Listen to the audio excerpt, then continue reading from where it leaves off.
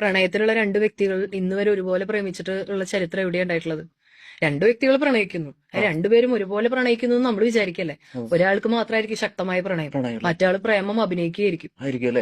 ശരിക്കും പറഞ്ഞ ആരും ചിന്തിക്കാത്ത ചോദിക്കാത്ത ഒരു ചോദ്യം. അത് അതെ, സത്യമായിട്ട് അതാണ്. കാരണം മറ്റേ ഒരു കാമുകനും കാമുകയും ഉണ്ടാവുമ്പോ അതില് ഏറ്റവും അധികം ഒരാൾക്കായിരിക്കില്ലേ സ്പാർക്ക് തോന്നിയിട്ടുണ്ടാവും. അയാളാണല്ലോ വന്ന് പറഞ്ഞിട്ടുണ്ടാവും. അപ്പൊ മറ്റാൾക്ക് ഓൾറെഡി സ്പാർക്ക് ഒന്നും ഉണ്ടായിരുന്നില്ലല്ലോ. ഒരാൾ വന്നിപ്പോ എന്നോട് പറയണു, ടീച്ചർ എനിക്ക് ടീച്ചറോട് ഭയങ്കര ഇഷ്ടമാണ്. അപ്പൊ അതുവരെ എനിക്ക് ആ സ്പാർക്ക് ഇല്ല, അയാളുടെ ഉള്ളിൽ മാത്രമേ ഉള്ളൂ. ആ സ്പാർക്ക് ഒരു ഒറ്റയടിക്ക് എന്റെ ഉള്ളിലേക്ക് വരുമൊന്നുമില്ലല്ലോ. ചിലപ്പോ അയാൾ 6 മാസം മനസ്സിൽ എന്നെ ആലോചിച്ച് നടന്ന് താലോലിച്ചിട്ടായിരിക്കും എന്നോട് അത് വന്ന് പറയുന്നത്. അപ്പൊ 6 മാസത്തെ ആ സ്നേഹം അവിടെ കിടക്കുന്നുണ്ട്. അപ്പൊ ഞാനിവിടെ ആരായി? ആമി മൊയിലും കഥ പോലെയാ. അയാൾ 6 മാസം എന്നെ സ്നേഹിച്ചിട്ടുണ്ട്, ഞാൻ ഇന്ന് തുടങ്ങിയിട്ടുള്ളൂ, ഒന്ന് ബിഗിൻ ചെയ്തിട്ടുള്ളൂ. അപ്പൊ ഈ പ്രേമം ഒരിക്കലും ഒരേ റേഞ്ചിൽ പോകുന്നതല്ല.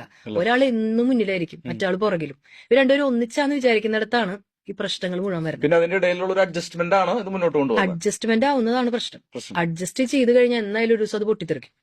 നമ്മൾ അഡ്ജസ്റ്റ് ചെയ്യുമ്പോൾ നമുക്കത് ഇഷ്ടമായിട്ടല്ലല്ലോ നമ്മൾ അഡ്ജസ്റ്റ് ചെയ്യണം. ഞാൻ എപ്പോഴും എല്ലാവരോടും പറയുന്ന കാര്യമാണ്, കോംപ്രമൈസ് ചെയ്യരുത്, കോംപ്ലിമെന്റ് ചെയ്യണം.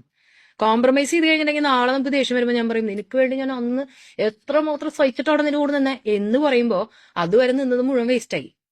അതുവരെ നമ്മൾ സഹിച്ചു നിന്നത് മൊത്തം ഇപ്പൊ വിളിച്ചു പറയുമ്പോ ആ നിന്നതിന്റെ വില പോയി. ഇപ്പൊ വിളിച്ചു പറഞ്ഞപ്പോ മൊത്തം സ്നേഹവും പോയി.